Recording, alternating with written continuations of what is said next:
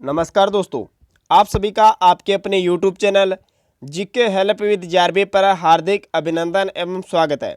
दोस्तों, इस वीडियो में हम बात करेंगे प्री बीएसटीसी एग्जाम 2020 के लिए राजस्थान सामान्य ज्ञान के मोस्ट इंपोर्टेंट 50 क्वेश्चनों के बारे में। तो वीडियो को अंतिम समय तक ध्यानपूर्वक देखें और अंत में आपसे एक जीके का क्वेश्चन भी पूछा जाएगा जिसका जवाब भी आपको वीडियो के कमेंट बॉक्स में देना होगा। वीडियो स्टार्ट करें इससे पहले आपसे निवेदन रहेगा कि आपने अभी तक YouTube channel GK help with जेआरबी को सब्सक्राइब नहीं किया है तो इसे सब्सक्राइब जरूर करें और पास में जो बेल आइकन बना हुआ है इसे भी प्रेस कर दें ताकि जब भी हम न्यू वीडियो अपलोड करें तो आपको नोटिफिकेशन मिल जाए। चलिए स्टार्ट करते हैं। आज का फर्स्ट क्वेश्चन है कि गुर्जर प्रतिहार शासक नागभट्ट द्वितीय के शासन के बारे में हमें जानकारी किस शिलालेख से मिलती है। बहुत ही इंपॉर्टेंट क्वेश्चन है, एग्जाम में ये बहुत बार पूछा गया है। तो आपको याद रखना है जो नागभट्ट द्वितीय है इनके बारे में जो जानकारी मिलती है वो मिलती है बुचकला के शिलालेख से। इस क्वेश्चन का बी ऑप्शन राइट है। ये जो बुचकला का शिलालेख है ये 815 ईस्वी का है। ये आपको ध्यान रखना है कब का है, 815 ईस्वी का। प्रेजेंट टाइम में अगर बात करें ये कहाँ पर स्थित है, बिलाड़ा जोधपुर में। तो ये भी आपको याद रखना है, बुचकला का शिलालेख है बिलाड़ा जोधपुर में प्रेजेंट टाइम में स्थित है। चलिए अगला क्वेश्चन है कि राजशाही सिक्के किस रियासत में प्रचलित थे। तो दोस्तों राजशाही जो सिक्के हैं ये अलवर रियासत में प्रचलित थे। इस क्वेश्चन का ए ऑप्शन राइट है। चलिए तीसरा क्वेश्चन है कि यूनानी संस्कृति से संबंधित अवशेष किस पुरास्थल से प्राप्त हुए हैं। बताइए दोस्तों, यूनानी संस्कृति से संबंधित अवशेष किस पुरास्थल से प्राप्त हुए हैं। तो ये प्राप्त हुए मित्रों बेराट से। इस क्वेश्चन का बी ऑप्शन राइट है। चलिए अगला क्वेश्चन है कि एकलिंग मातम्य नामक ग्रंथ के रचनाकार है। ऐसे क्वेश्चन प्री बीएसटीसी एग्जाम में बहुत पूछे जाते हैं तो आपको याद होना चाहिए कि जो एकलिंग मातम्य ये जो ग्रंथ है इसके रचनाकार कौन है, कान्हा व्यास। इस क्वेश्चन का बी ऑप्शन राइट है। अगर आपको ये वीडियो अच्छा लगे तो इसे लाइक जरूर करें और अपने दोस्तों के साथ भी इसे ज़्यादा से ज़्यादा शेयर करें ताकि उन्हें भी फायदा मिल सके। चलिए अगला क्वेश्चन है, कालीबंगा सभ्यता की खोज की गई थी। बताइए दोस्तों, किसके द्वारा कालीबंगा सभ्यता की खोज की गई थी। प्री बीएसटीसी के जो पूर्व के एग्जाम है वहां पर यह क्वेश्चन पूछा गया है। तो आपको ध्यान रखना है कालीबंगा सभ्यता की खोज अमलानंद घोष के द्वारा 1952 में की गई थी। ये जो कालीबंगा सभ्यता है मित्रों ये कहां पर है प्रेजेंट टाइम में, ये हनुमानगढ़ जिले में स्थित है। अगला क्वेश्चन है कि राजस्थान के किस जिले में पूर्व हड़प्पा सभ्यता के अवशेष पाए गए हैं। तो पूर्व हड़प्पा सभ्यता के जो अवशेष मिलते हैं वो मिलते हैं हनुमानगढ़ जिले में। इसका ए ऑप्शन राइट है। अगला क्वेश्चन है कि भोज यानी कि मिहिर भोज किस वंश का शासक था। बताइए दोस्तों, मिहिर भोज किस वंश का शासक था। तो यह था मित्रों गुर्जर प्रतिहार वंश का। इसका सी ऑप्शन राइट है। चलिए अगला क्वेश्चन है कि त्रिपुरा सुंदरी का मंदिर किस जिले में स्थित है। यह क्वेश्चन बहुत बार पूछा गया है। त्रिपुरा सुंदरी का मंदिर यह स्थित है मित्रों बांसवाड़ा जिले में। इस क्वेश्चन का सी ऑप्शन राइट है।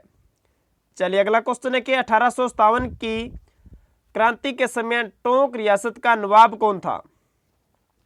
बताइए दोस्तों, ये जो टोंक रियासत है एकमात्र मुस्लिम रियासत है, आपको यह ध्यान रखना है।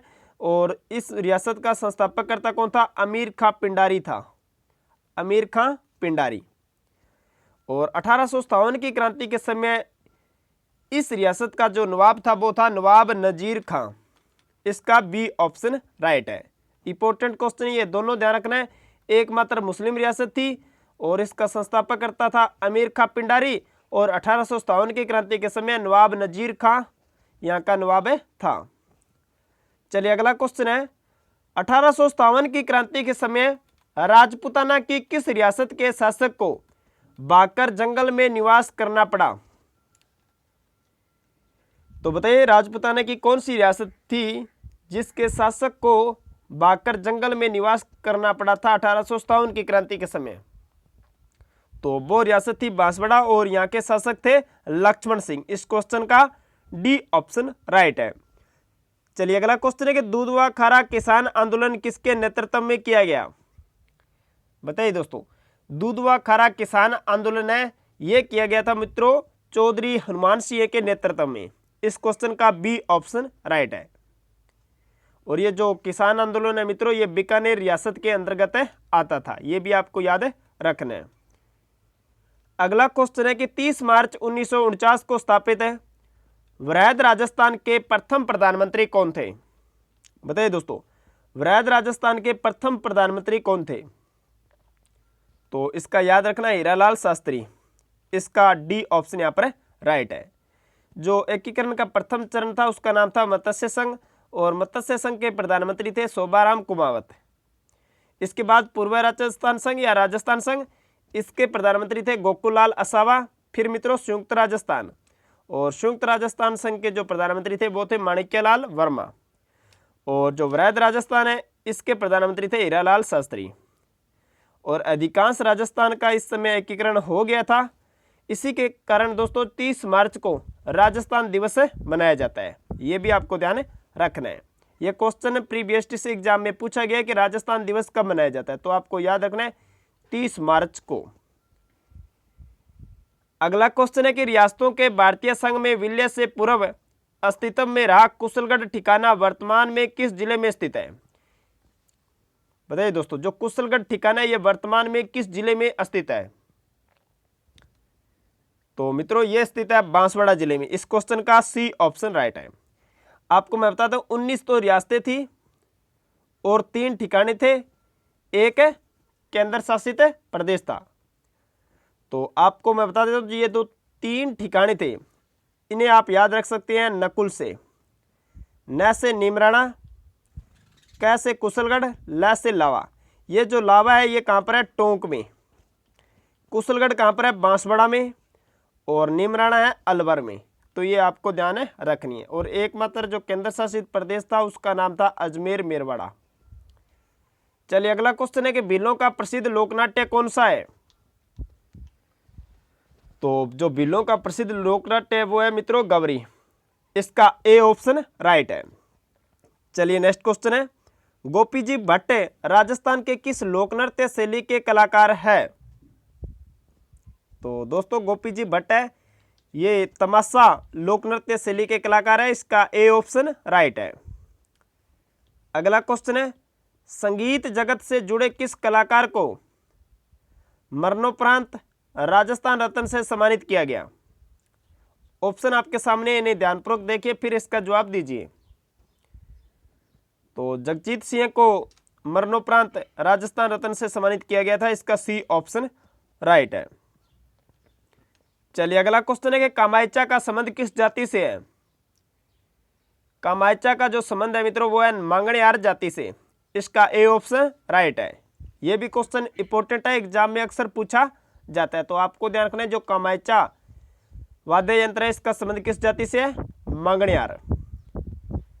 चलिए अगला क्वेश्चन है कि केसरिया बालम आओ नी पधारो मारे देश को अल्लाह जिला बाई ने किस राग में गाया है?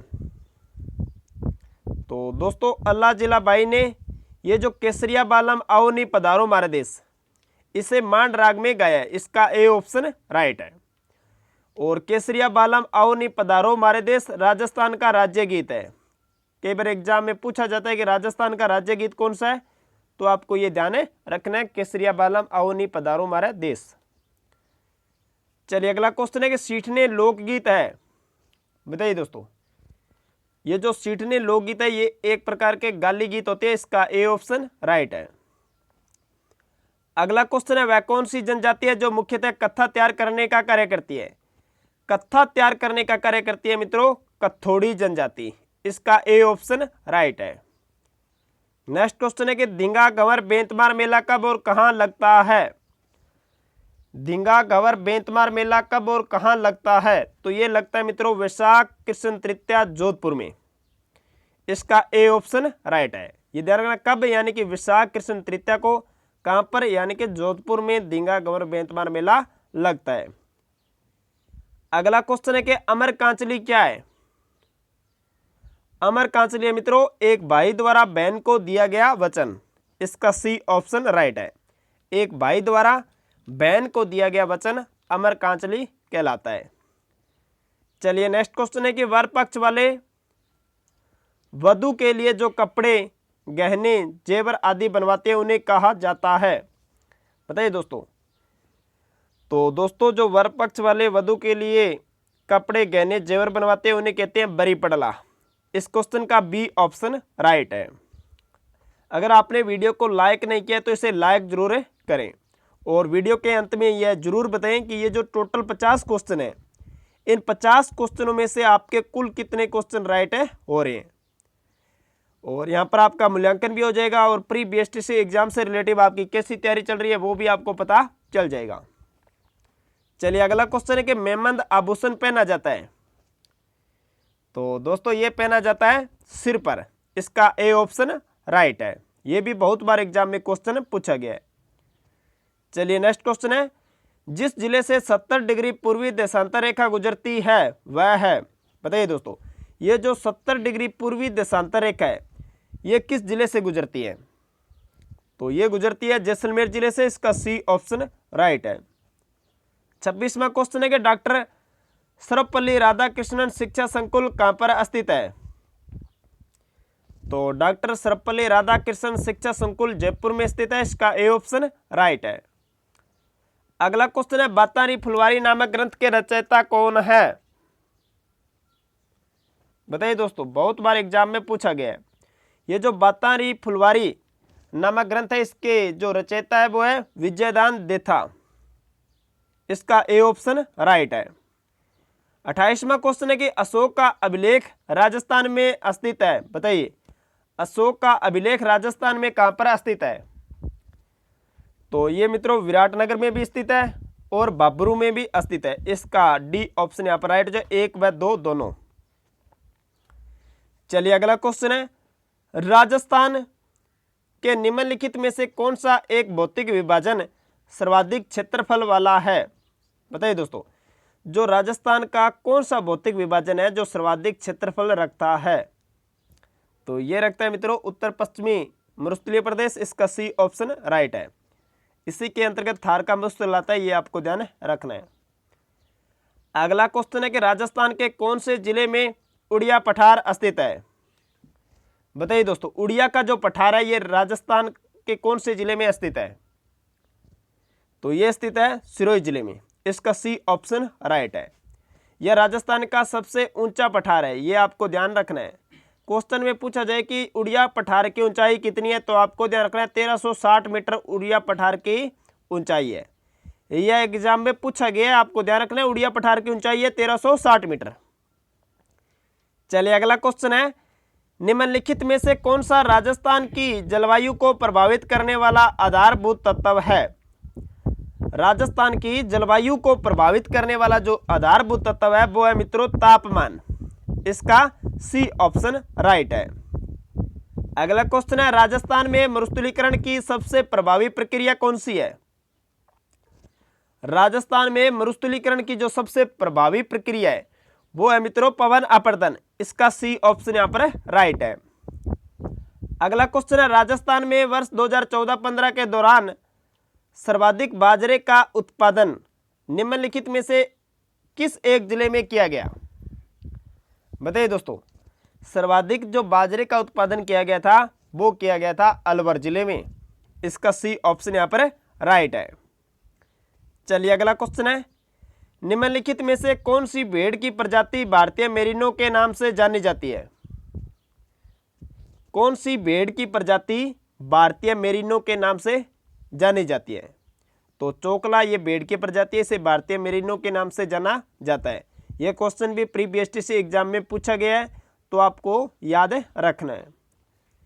चलिए अगला क्वेश्चन है, निम्नलिखित में से प्रतापगढ़ जिले में कौन सी बहुउद्देशीय परियोजना स्थित है? ये जो प्रतापगढ़ जिला है मित्रों राजस्थान का 33वां जिला 26 जनवरी 2008 में गठित हुआ था। यहाँ पर जो बहुउद्देशीय परियोजना स्थित है वो है मित्रों जाखम परियोजना। इस क्वेश्चन का बी ऑप्शन राइट है। अगला क्वेश्चन है कि मोरिजा बानोल खनन क्षेत्र किसके लिए प्रसिद्ध है? ये जो मित्रों मोरिजा बानोल खनन क्षेत्र है यह लोहा एशक के लिए फेमस है। इसका बी ऑप्शन राइट है। नेक्स्ट क्वेश्चन है कि जयपुर से आगरा राष्ट्रीय राजमार्ग संख्या 11 का नया नंबर क्या है? NH11 का जो नया नंबर है वो है मित्रों NH21। इसका डी ऑप्शन राइट है। एग्जाम में क्वेश्चन ये पूछा जा सकता है, जो राष्ट्रीय राजमार्ग संख्या 11 है उसका नया नाम है NH21। जैसे NH8 है, इसका नया नाम क्या है NH48। तो ये भी आपको ध्यान रखना है। ये राजस्थान का सबसे बिजी NH है, व्यवस्थम राष्ट्रीय राजमार्ग। अगला क्वेश्चन है कि जैसलमेर जिले में पालीवाल ब्राह्मणों द्वारा शुरू की गई परंपरागत जल संरक्षण की विधि कहलाती है। तो परंपरागत जल संरक्षण की जो विधि है वो कहलाती है मित्रों खड़िन। इस क्वेश्चन का सी ऑप्शन राइट है। ये कहां पर शुरू की गई है? जैसलमेर जिले में। किनके द्वारा? पालीवाल ब्राह्मणों के द्वारा। अगला क्वेश्चन है कि निम्नलिखित में से किस एक के लिए सरिस्का प्रसिद्ध है? ये जो सरिस्का अभयारण्य मित्रों ये कहां पर स्थित है? अलवर में। और ये फेमस है मित्रों हरे कबूतरों के लिए। इसका डी ऑप्शन राइट है। अगला क्वेश्चन है स्टेट ऑफ फॉरेस्ट रिपोर्ट 2017 के अनुसार आरक्षित वन श्रेणी के अंतर्गत राजस्थान के कुल वन क्षेत्र का प्रतिशत है। तो इसका ऑप्शन ए राइट हो जाए। 38.11% आरक्षित वन श्रेणी के अंतर्गत राजस्थान के कुल वन क्षेत्र का प्रतिशत है। चलिए नेक्स्ट क्वेश्चन है, राजस्थान में निम्नलिखित कौन से जिलों में लाल लोमी मिट्टी पाई जाती है? बताइए दोस्तों, ये जो लाल लोमी मिट्टी है ये कौन से जिलों में पाई जाती है? तो ये पाई जाती है डूंगरपुर एवं उदयपुर जिलों में। इसका बी ऑप्शन यहां पर राइट है। 42वां क्वेश्चन है, निम्नलिखित में से कौन सी नदी बंगाल की खाड़ी के अपवाह तंत्र में सम्मिलित नहीं है? तो जो बंगाल की खाड़ी के अपवाह तंत्र में सम्मिलित नहीं है वो है अनास नदी। इस क्वेश्चन का डी ऑप्शन राइट है। बाकी बात करें पार्वती नदी, परवन नदी, सीप नदी, ये मित्रों बंगाल की खाड़ी के अपवाह तंत्र में सम्मिलित है। अगला क्वेश्चन है कि कविराज श्यामलदास एवं पुरातत्ववेत्ता मुनि जिन विजय का जिस जिले में जन्म हुआ वह जिला है? तो कविराज श्यामलदास जिनके द्वारा वीर विनोद की रचना की गई है और पुरातत्ववेत्ता मुनि जिन विजय, इनका जन्म हुआ था भीलवाड़ा जिले में, वस्त्र नगरी भीलवाड़ा में इनका जन्म हुआ था। इसका बी ऑप्शन यहाँ पर राइट है। चलिए अगला क्वेश्चन है 44वां, निम्नलिखित में से कौन सी नगरी महाकवि माघ की नगरी के तौर पर जानी जाती है? तो महाकवि माघ की नगरी के तौर पर जानी जाती है मित्रों बीनवाल, ये जालौर में स्थित है। इसका ए ऑप्शन राइट है। और दोस्तों जो बीनवाल है इसको हवेनस्वांग ने पिल्लो मोल्लो कहा है, ये भी आपको ध्यान रखना है। पिल्लो मोल्लो ये विदेशी यात्री था हवेनस्वांग, इन्होंने बीनवाल को नाम ये दिया था। और महाकवि माघ है, इनके द्वारा मित्रों शिशुपाल वध की रचना की गई है। अगला क्वेश्चन है कि जल महल स्थित है? तो जल महल स्थित है मानसागर झील में। इसका ए ऑप्शन राइट है। अगला क्वेश्चन है, निम्नलिखित में से कौन सी गाय की नस्ल नहीं है? बताइए दोस्तों, इनमें से कौन सी गाय की नस्ल नहीं है? तो दोस्तों ये जो मुर्रा है ये गाय की नस्ल नहीं है। इस क्वेश्चन का डी ऑप्शन राइट है। बात करें थारपारकर, गिर, राठी, ये तो गाय की नस्ल है। ये जो मुर्रा है मित्रों ये किसकी नस्ल है? भैंस की। भैंस की सर्वश्रेष्ठ नस्ल कौन सी है? तो ये आपको याद रखना है, मुर्रा भैंस की सर्वश्रेष्ठ नस्ल है। नेक्स्ट क्वेश्चन है कि राजस्थान का कौन सा जिला बेंटोनाइट का मुख्य उत्पादक है? ये जो बेंटोनाइट है दोस्तों इसका मुख्य उत्पादक जिला है बाड़मेर। इस क्वेश्चन का बी ऑप्शन राइट है। और अगला क्वेश्चन है, डबोक हवाई अड्डा कहां पर स्थित है? डबोक जो हवाई अड्डा है मित्रों ये स्थित है उदयपुर जिले में। इस क्वेश्चन का सी ऑप्शन राइट है। और आज का अंतिम क्वेश्चन है कि पिल्लड़ा लिफ्ट सिंचाई योजना कहां पर अवस्थित है? तो ये जो पिल्लड़ा लिफ्ट सिंचाई परियोजना है मित्रों ये सवाई माधोपुर जिले में अवस्थित है। इसका बी ऑप्शन राइट है। तो दोस्तों ये थे प्री बीएसटीसी एग्जाम से रिलेटिव राजस्थान सामान्य ज्ञान के मोस्ट इंपोर्टेंट 50 क्वेश्चन। आपको यह वीडियो कैसा लगा यह वीडियो के कमेंट बॉक्स में जरूर बताएं। और हमारे साथ जुड़ने के लिए डिस्क्रिप्शन में लिंक दिया गया टेलीग्राम चैनल का, उसे जरूर ज्वाइन करें। और डिस्क्रिप्शन में इंस्टाग्राम आईडी का भी लिंक दिया गया है, उसे भी फॉलो कर सकते हैं। अब बात करते हैं जो लास्ट वीडियो में आपसे क्वेश्चन पूछा गया था उसके बारे में। लास्ट वीडियो में आपसे क्वेश्चन पूछा गया था कि कीर्ति स्तंभ प्रशस्ति के लेखक कौन है। तो दोस्तों जो कीर्ति स्तंभ प्रशस्ति है इसके लेखक है महेश भट्ट, इसका सी ऑप्शन राइट था। और आप सभी ने इस क्वेश्चन का जवाब राइट दिया। आपको पुनः कहता हूं क्वेश्चन का जवाब आप कमेंट बॉक्स में जरूर लिखा करो, क्योंकि जो भी जवाब आप लिख देते हो वो जिंदगी भर के लिए आप नहीं बोलते हो। चलिए अब बात करते हैं क्वेश्चन ऑफ द डे के बारे में।